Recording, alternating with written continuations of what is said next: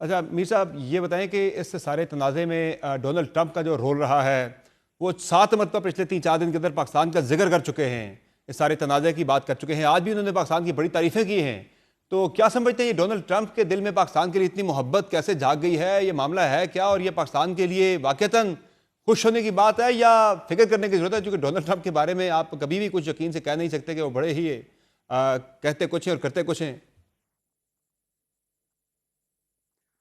دیکھیں، مجھے ایسا لگ رہا ہے کہ ڈونلڈ ٹرمپ جو ہیں ان کے ساتھ آپ بہت سے معاملات پہ اختلاف کر سکتے ہیں. میں ذاتی طور پہ جو ان کی فلسطین کے بارے میں پالیسی ہے، جو غزہ سے فلسطینی مسلمانوں کو ایکسپیل کرنے کا جو ان کا منصوبہ ہے، میں بالکل اس سے اتفاق نہیں کرتا. اس پہ میں ان کا ناقد ہوں، میں نے ان کو کرٹیسائز کیا ہے. لیکن ایک اور پہلو بھی ہے ٹرمپ صاحب کی شخصیت کا. اگر آپ اس کو انالائز کریں تو آپ کو پتہ چلے گا کہ وہ اصل میں کوئی کریڈٹ لینا چاہتے ہیں جس سے ان کو یہ کہا جائے کہ وہ امن کے پیامبر ہیں. دیکھیں، انہوں نے پہلے کوشش کی، یہ مڈل ایسٹ میں ابراہم ایکارڈ کے ذریعے انہوں نے کہا جی کہ میں مسلمان ممالک اور اسرائیل کے درمیان کوئی معاملات ٹھیک کرا دوں، لیکن اس میں وہ کامیاب نہیں ہوئے اور مشرق وسطیٰ میں امن قائم نہیں ہوا. پھر انہوں نے یوکرین اور رشیا کے درمیان صلح کروانے کی کوشش کی، لیکن وہ یوکرینین پریزیڈنٹ صاحب جو ہیں زیلنسکی صاحب، ان کے ساتھ ان کا جو تکرار ہو گئی تھی، واشنگٹن میں جو میٹنگ تھی وہ ناکام ہو گئی، فلاپ ہو گئی. تو اب اس کے بعد انہوں نے کشمیر پہ فوکس کیا ہے، یہ ان کو ایک اپرچونٹی ملی ہے. اب پرابلم ان کے ساتھ یہ ہوئی ہے کہ انہوں نے جیسے ہی پاکستان اور انڈیا کے درمیان سیز فائر کا اعلان کیا تو پاکستان نے تو ویلکم کیا، انڈیا نے جناب اس کی تردید کر دی.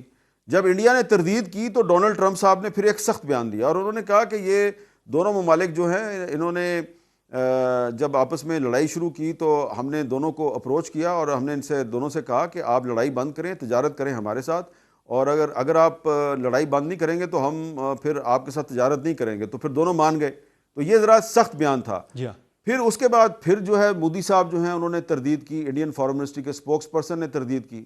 تو پھر جو ڈونلڈ ٹرمپ ہیں انہوں نے وہ ایپل جو آئی فون بنانے والی، کمپیوٹر بنانے والی جو کمپنی ہے، تو اس کے سی ای او کے بارے میں کہا کہ میں نے ٹم کک سے کہا کہ تم انڈیا میں جو اپنا پروڈکشن پلانٹ ہے یہ بند کرو، تم وہاں پہ پلانٹ نہ لگاؤ. تو مجھے لگتا یہ ہے کہ ٹرمپ صاحب جو ہیں وہ صرف پاکستان کا ذکر نہیں کر رہے، وہ انڈیا کا بھی ذکر کر رہے ہیں. انہوں نے ایک اور جگہ پہ تقریر کرتے ہوئے اپنے سیکرٹری آف اسٹیٹ سے کہا کہ پاکستان اور انڈیا کے جو پرائم منسٹرز ہیں ان کا ایک نائس ڈنر آرگنائز کرو. تو وہ جب بھی انڈیا کا ذکر کرتے ہیں ساتھ میں پاکستان کا ذکر بھی کرتے ہیں. لیکن یہ جو ابھی انہوں نے فاکس نیوز کو ایک انٹرویو دیا ہے تو اس میں انہوں نے کہا کہ پاکستانیز آر بریلینٹ، یہ بڑی اچھی چیزیں مینوفیکچر کرتے ہیں. تو وہ انڈیا کی بھی تعریف کر رہے ہیں، پاکستان کی بھی تعریف کر رہے ہیں. دراصل وہ انڈیا کا جو ایروگنس ہے، اس کا جو غرور ہے اور اس کا جو تکبر ہے، اس کو بریک کرنے کی کوشش کر رہے ہیں. ان کو وہ پریشرائز کر کے اپنی ٹرمز اینڈ کنڈیشنز پہ لا کے تو چاہتے ہیں کہ سیز فائر تو ہو گیا ہے، اب اس کو ایک میننگ فل ڈائلاگ میں تبدیل کیا جائے، اور اگر واقعی کشمیر کا مسئلہ حل ہوتا ہے تو یقیناً پھر جو ڈونلڈ ٹرمپ ہیں یہ نوبل پیس پرائز کے حقدار تو ٹھہریں گے نا، کیونکہ نوبل پیس پرائز کا اعلان ہونا ہے اکتوبر میں، اور جو اس کی سیریمنی ہے وہ دسمبر 2025 میں ہونی ہے. تو میرا خیال ہے کہ اگر اکتوبر 2025 سے پہلے ڈونلڈ ٹرمپ جو ہے کہ وہ بڑا بریک تھرو کرتے ہیں کشمیر پہ تو نوبل پیس پرائز کے تو وہ حقدار ٹھہرتے ہیں. تو میرا خیال ہے اگر وہ پاکستان کی تعریف کر رہے ہیں تو دو وجوہات ہیں. ایک تو یہ ہے کہ پاکستان نے ان کے سیز فائر کو ویلکم کیا ہے اور کشمیر پہ ان کی جو میڈیشن ہے اس کو ایکسیپٹ کیا ہے، اور اب وہ پاکستان کی بار بار تعریف کر کے انڈیا کو پیغام دے رہے ہیں کہ تمہیں بھی بات چیت کے میز پہ آنا پڑے گا، اور اگر تم بات چیت کے لیے راضی نہیں ہوتے تو پھر پاکستانیز آر ویری بریلینٹ اور یہ بڑی اچھی مینوفیکچرنگ کرتے ہیں. اور آپ ایکسپیکٹ کر سکتے ہیں ڈونلڈ ٹرمپ سے کہ وہ کسی دن یہ بھی اعلان کر دیں کہ جی ایپل جو کمپنی ہے وہ پاکستان میں آئی فون مینوفیکچرنگ کرنے کا ایک بہت بڑا پلانٹ لگا رہی ہے. اچھا میر صاحب یہ بتائیں کہ این ایس ایس کی میٹنگ ہونی ہے، پھر سارے ماحول میں آپ کو لگ رہا ہے کہ اس سے یہ کوئی نتیجہ خیز ہو سکتی ہے؟ ظاہر ہے 23 تک تو ان کی کوئی یاترا چل رہی ہے، جس کے بعد 24 کو ایکسپیکٹڈ ہے کہ شاید ان کی میٹنگ ہو جائے کسی نیوٹرل وینیو پر، اور ظاہر اس میں بھی کسی گارنٹر کی ضرورت بھی پڑے گی. وہ امریکہ گارنٹر بنتا ہے، سعودی عرب بنتا ہے یا یو اے ای بنتا ہے، اس کے بغیر تو معاملات پھر آگے بڑھنا مشکل ہوں گے.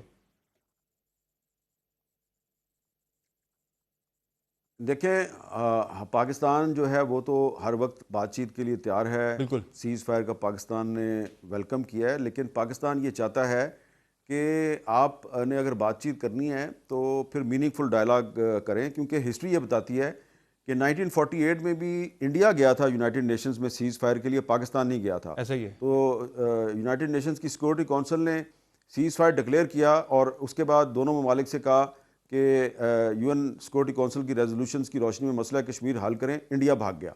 پھر 65 میں سیز فائر ہوا، پھر انڈیا بھاگ گیا. اس کے بعد آپ دیکھ لیں جب بھی پچھلے 12 سال سے انڈیا نے کمپوزٹ ڈائلاگ سسپینڈ کیا ہوا ہے. میں بار بار ذکر کر رہا ہوں انڈین ایروگنس کا. جی ہاں. تو یہ جو ڈونلڈ ٹرمپ صاحب بار بار پاکستان کی تعریف کر رہے ہیں نا، اس کا مقصد یہی نظر آتا ہے کہ انڈیا کی جو ایروگنس ہے اس کو بریک کیا جائے.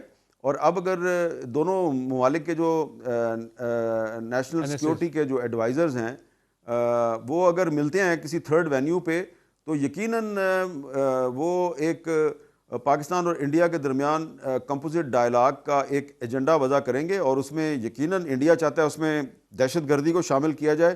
بالکل پاکستان کو بھی چاہیے کہ اس میں دہشت گردی کو شامل کرے، کیونکہ پاکستان میں جو دہشت گردی ہوتی ہے اس کے اکثر واقعات کے پیچھے انڈیا کا ہاتھ ہے. بالکل. پاکستان چاہتا ہے کہ مسئلہ کشمیر کو ڈائلاگ میں شامل کیا جائے، انڈیا کو بھی اس پہ راضی ہونا چاہیے. اور تیسرا اہم ترین مسئلہ ہے پانی کا، اور انڈیا جو ہے وہ پاکستان کے خلاف واٹر ٹیررزم کر رہا ہے. پاکستان کو چاہیے کہ ڈائلاگ میں انڈیا کی واٹر ٹیررزم جو ہے اس کو بھی زیر بحث لائے. انڈیا سے کہے کہ انڈس واٹر ٹریٹی کو بحال کرو، اور اگر تم بحال نہیں کرتے اس کا مطلب ہے کہ ہماری اور تمہاری جنگ جاری رہے گی. میر صاحب، ایک پاکستان اور بھارت کے درمیان تو سیز فائر ہو گیا، یہ کتنا دیر پا ہوتا ہے یہ آنے والے دن بتائیں گے. ایک سیاسی سیز فائر کی پاکستان کے اندر آج کل بڑی جو ہے وہ بازگشت سنائی دے رہی ہے. برس گور صاحب نے مطالبہ کیا کہ سیاسی سیز فائر بھی اب ہو جانا چاہیے پاکستان کے اندر. پھر شہباز شریف صاحب نے ایک آفر کی پارلیمنٹ کے فلور سے، اور پھر اس کے بعد تحریک انصاف کی طرف سے بھی ذرائع یہ کہتے ہیں کہ پی ٹی آئی نے ویلکم کیا اسے، لیکن پھر کچھ ہی تحریک انصاف کے اندر سے لوگ کہہ رہے ہیں نہیں جی ایسا تو کچھ بھی نہیں ہے.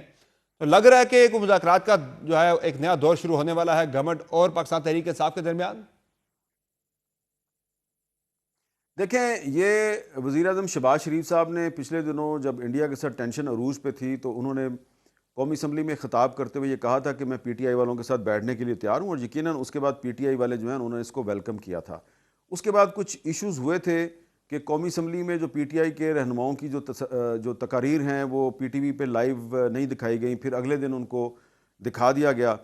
تو ایشوز تو چل رہے ہیں، لیکن جب پھر شاہ محمود قریشی صاحب کا ایک اوپن لیٹر سامنے آیا اس میں انہوں نے یہ لفظ استعمال کیا کہ ایک انٹرنل سیز فائر بھی ہونا چاہیے، تو اس کو بھی حکومت نے ویلکم کیا. لیکن اب اس میں ایک پرابلم یہ ہوتا ہے کہ ہمارے جو کچھ دانشور ہیں، کچھ کالم نگار جو ہیں، وہ اپنے آپ کو معتبر ثابت کرنے کے لیے نا وہ جو کام انڈیا کے جرنلسٹ کرتے ہیں نا کہ وہ کبھی کراچی کو تباہ کرا دیتے ہیں، کبھی لاہور اور اسلام آباد پہ انڈین آرمی کا قبضہ کرا دیتے ہیں، تو انہوں نے بھی ایک اپنی فلائٹ آف امیجنیشن جو ہے، اپنے تخیل کی پرواز، اس سے انہوں نے عمران خان اور اسٹیبلشمنٹ کے درمیان ایک ڈائلاگ کی کہانی گھڑی اور کہا جی وہ اڈیالہ جیل میں ایک ڈائلاگ ہوا ہے اور یہ ہوا اور وہ ہوا، اور بس ایک صاحب جو ہیں انہوں نے اپنے کالم میں دعویٰ کیا کہ جی عمران خان جو ہے اس نے تعاون سے انکار کر دیا، لہٰذا اب معاملہ ختم ہو گیا، اب اس کے ساتھ معاملہ نہیں چلے گا. دوسرے صاحب نے دعویٰ کر دیا کہ جی عمران خان نے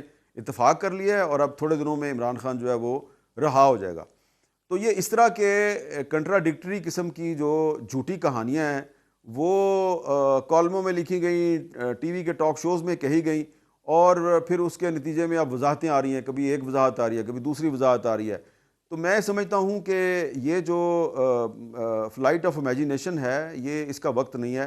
ہمیں جو ہے نا کوشش کرنی چاہیے کہ پاکستان کے اندر ایک جو پولیٹیکل سٹیبلٹی ہے، ایک جو سیاسی جماعتوں کا اتحاد ہے، اس کو قائم رکھنے کے لیے ہم ایک جینون انٹرنل سیز فائر کی طرف آگے بڑھیں. اور ہمارے جو اہل فکر و دانش اور صحافی حضرات ہیں وہ صرف اپنے کالموں کا پیٹ بھرنے کے لیے یا اپنے پروگرام کی ریٹنگ کے لیے اس طرح کی جھوٹی کہانیاں نہ گھڑا کریں، کیونکہ اڈیالہ جیل میں عمران خان صاحب کی کوئی اسٹیبلشمنٹ کے ساتھ کوئی میٹنگ نہیں ہوئی، نہ کسی میٹنگ میں عمران خان نے انکار کیا ہے اور نہ ہی کسی میٹنگ میں عمران خان نے کوئی اقرار کیا ہے. تو جب میٹنگ ہی نہیں ہوئی تو کہانیاں پتہ نہیں کہاں سے آ جاتی ہیں. تو اور مجھے بڑا افسوس ہے کہ یہ کہانیاں پیش کرنے والے لوگ جو ہیں وہ بڑے سینئر صحافی ہونے کا دعویٰ کرتے ہیں.